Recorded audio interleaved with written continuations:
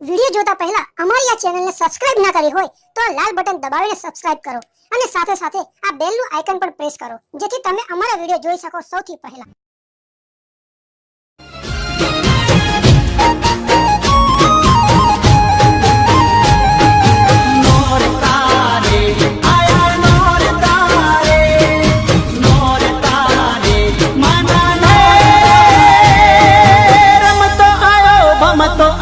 ગરબો માનો ઘૂમતો આયો।